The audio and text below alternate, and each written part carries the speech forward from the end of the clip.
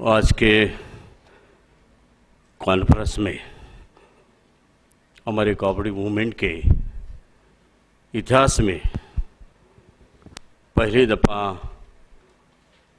जो उपस्थित हुए हैं वो रिजर्व बैंक के deputy governor respected R Gandhi ji, federation के अध्यक्ष विद्याधर अनास्कर जी, साथ साथ यहाँ मौजूद व्यासपीठावर उपस्थित सम्मान्य चंद्रकांत दळवी जी, विश्वनाथन जी,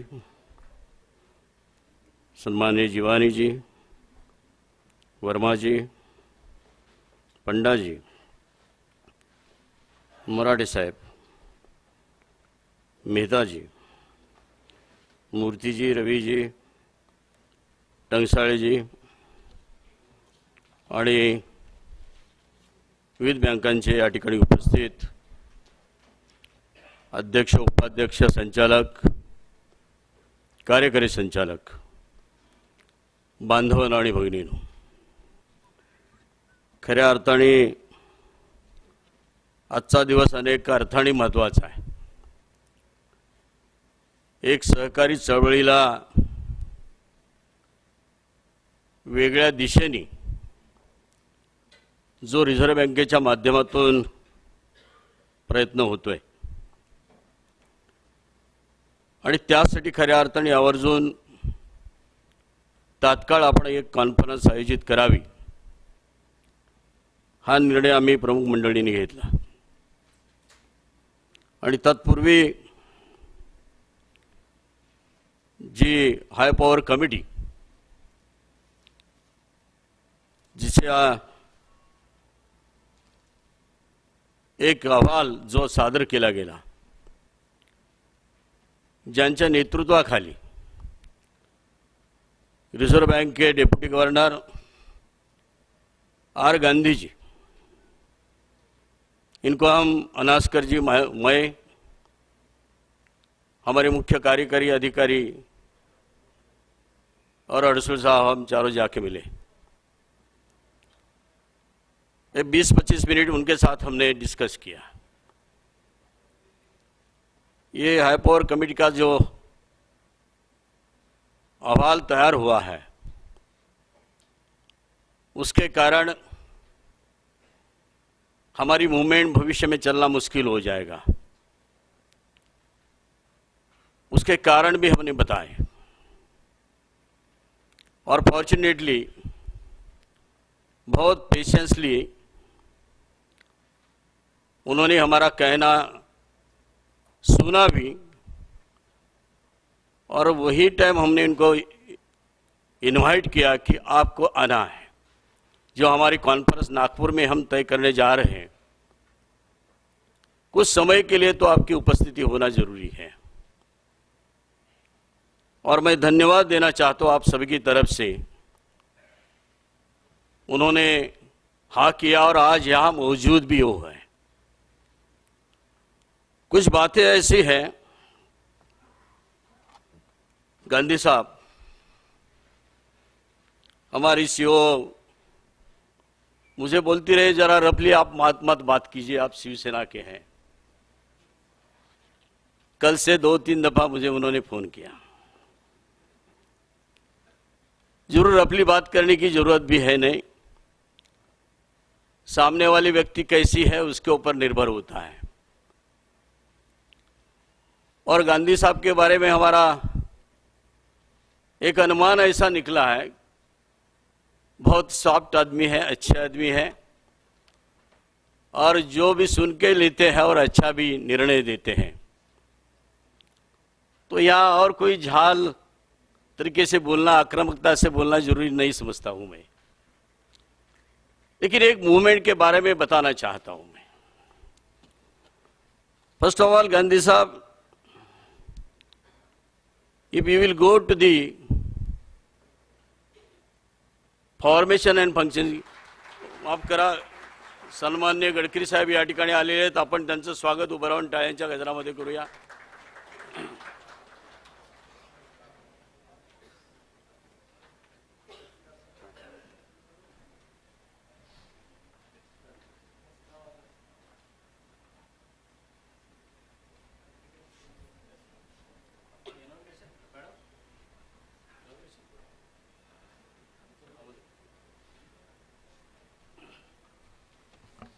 बहुत अच्छा संयोग है,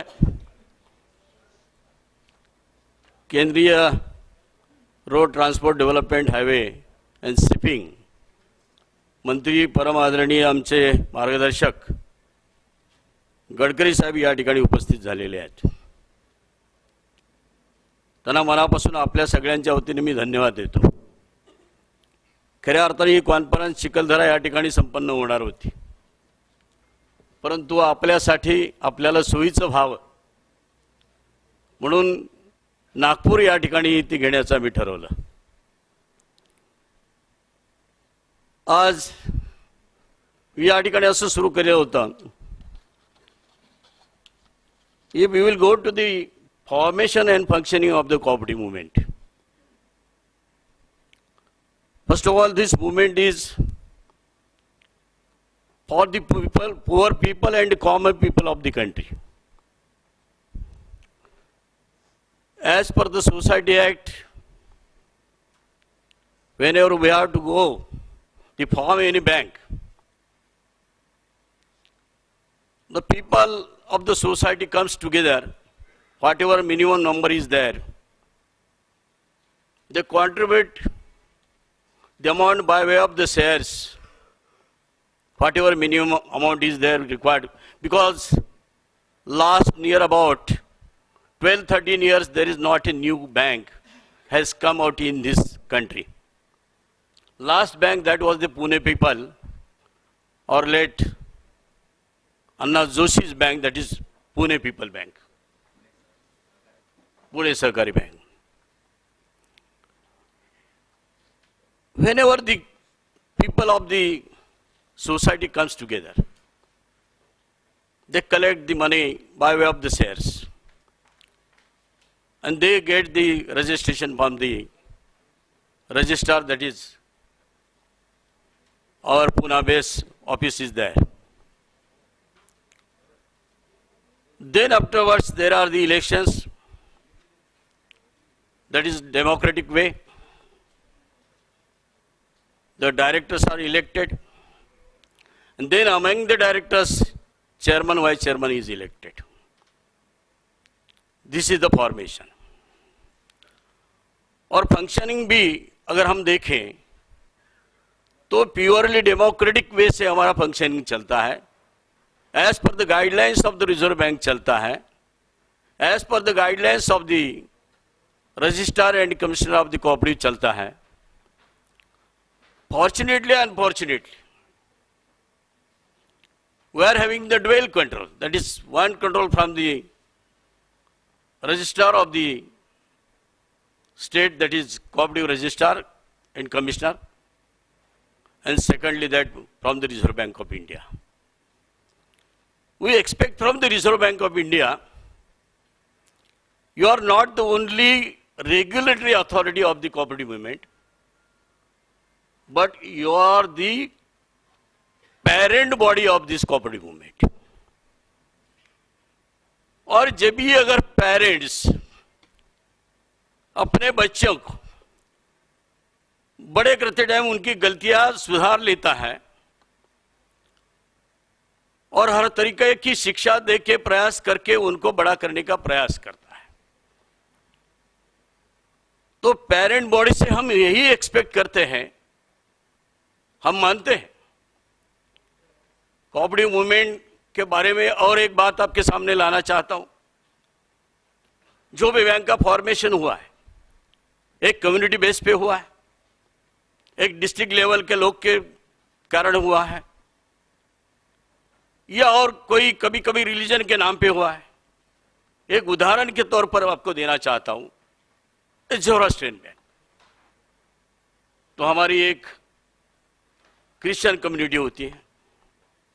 सारस्वत बैंक एक अलग कम्युनिटी होती है। सातारा बैंक तो डिस्ट्रिक्ट के नाम पे चलती है। ऐसे हर कारण लेके जो जो कोई शहरी इलाके में आए हैं वो लोग अपने लोग को मदद करने के इरादे से इकट्ठा आते हैं और बैंक का फॉर्मेशन करते हैं। एक अगर हम देखें, गौर से देखें, तो आज की देश की इकोनॉमी में हमारे कोऑपरेटिव बैंक का बहुत बड़ा हिस्सा है। यह भी बात मैं आपके ध्यान में लाना चाहता हूं। कभी कभी हमें महसूस होता है are the cooperative bank scheduled caste, scheduled tribes in the financial sector, ये नजरिया से हम देखते हैं, उनको एक अलग ट्रीटमेंट देते हैं। अगर ये आजाद देश में हम अगर देखेंगे, स्वतंत्र हुआ हमारा भारत हिंदुस्तान में हम देखेंगे, तो हमें हर कम्युनिटी का अगर उद्धार होना है, उनको डेवलप करना है, तो अलग अलग स्कीम सरकार लाती है कि हर एक के साथ दूसरे के साथ बराबर लेके जाए। सही माने में यही काम हमारे रिजर्व बैंक ने हमारे बारे में वो नजरिया से देखना है। ये छोटे छोटे लोग के लिए अगर काम करते, अभी अनास करजे ने बताया, कोई प्राइवेट बैंक या पब्लिक सेक्टर बैंक में हमारी भाजी वाली जा सकती है, फल बेचने वाला जा सकता है, हाथ गाड़ी चलाने वाला जा सकता है, डिब्बे वाला जा सकता है, गया तो उसको कोई ट्रीटमेंट मिल सकती है, वो जरूरत जो उसकी है जो पूरी हो सकती है। ये नजरिए से पहले देखो उसको कि हम क्या काम कर रहे हैं, कैसा काम कर रहे हैं, किसके लिए काम कर रहे हैं। और इसलिए आपके ध्यान में लाना चाहता हूं मैं, पहला रिजर्व बैंक ने अपना नजरिया बदलना जरूरी है, हमारे तरफ देखने का ढंग बदलना जरूरी है। गलती है जरूर, हमें पनिशमेंट दीजिए, देना भी है, दे भी चुके हैं। जो बार बार गलतियां करते हैं, गलतियां का एक और एक कारण है, स्पष्ट रूप से बोलने का मुझे थोड़ी सी आदत है, बुरी होगी अच्छी होगी मुझे पता नहीं। ये दळवी साहेब या ठिकाणी उपस्थित आहे, मी आपल्याला वैयक्तिक दोष नाही देणार, परंतु सहकार खात्याकडे आम्ही या ठिकाणी बसलेल्या कुठल्याही माणसाशी तुम्ही खाजगीमध्ये बोला, एकही काम आमच्या बँकांचं काही दिल्या घेतल्याशिवाय होत नाही। हे आपण मान्य, तुम्हाला खाजगीमध्ये मान्य कराल, जाहीरपणे मी बोलतोय, कुठलाही माणूस या ठिकाणी सांगेल जे नियमामध्ये बसतं ते सुद्धा काम, हा हा एकही काम नियमात बसणारं काम, आम्हाला आमच्या बँकेचं स्थलांतर करायचंय काय जी त्याची परवानगी घ्यायची, रितसर आम्ही सगळं काय केलेलं आहे, पण त्या परवानगी घ्यायला सुद्धा आम्हाला द्यावं लागतं। हे अनेक अशा अनेक उदाहरणं मी आपल्याला देईन। इन्स्पेक्शन होतं, इन्स्पेक्शन मध्ये अनेक गोष्टी बारकाईने इन्स्पेक्शन केलं जातं, अनेक गोष्टी काढल्या जातात। अ वर्गातली बँक काही काही जर त्या ठिकाणी त्रुटी असतील तर ब वर्गामध्ये जातात, पुन्हा पुढच्या वर्षी त्रुटी काढल्या जातात, पुन्हा क मध्ये जाते, पण अ ची ब मध्ये जाते। त्याच वेळेला कारवाई जर केली तर कदाचित हा प्रसंग क मध्ये जाण्याचा येणार नाही। रिझर्व्ह बँकेच्या इन्स्पेक्शन मध्ये ज्या पद्धतीने मग कारवाया केल्या जातात त्या टाळल्या जातील, आणि म्हणून कधी कधी असं वाटतं ह्या ड्युअल कंट्रोलची जरुरी आहे का, आणि असेल ती प्रभावी असली पाहिजे। माझा दळवी साहेबांविषयी तिथे हित आहेत म्हणून बोलत नाही, पण अनुभव चांगला आहे, स्पष्टपणाने बोलतोय। परंतु तुमचे इतर अधिकारी, कारण जोपर्यंत अधिकारी बदलले जात नाही त्यांच्या जागा तरी कमीत कमी बदलल्या गेल्या पाहिजेत। कारण मी गेल्या आठवड्यामध्ये आमचे सहकार मंत्री चंद्रकांत दादांच्याकडे बसलो होतो, ते म्हणे मी 50 ऑर्डर काढायला दिल्या, आमचा सेक्रेटरी 10 काढतो म्हणाले। आता आमचा सेक्रेटरी मोठा का आमचा मंत्री मोठा, हाच माझ्या पुढे प्रश्न पडला। हे सगळं एकूण जे चाललेलं आहे यामध्ये मरण आमच्या सहकारी चळवळीचं होत आहे, आणि म्हणून मैं रिक्वेस्ट करना चाहता हूं हमारे गांधी साहब को, जब भी हम आपको मिले थे,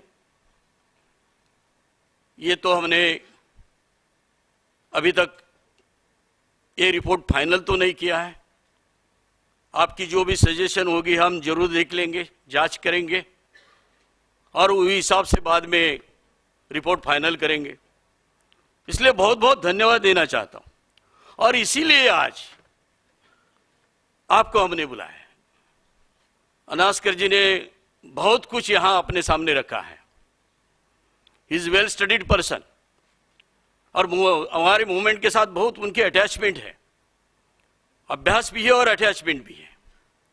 साथ साथ हमारी सीओ मैडम भी बहुत अटैचमेंट रखती है।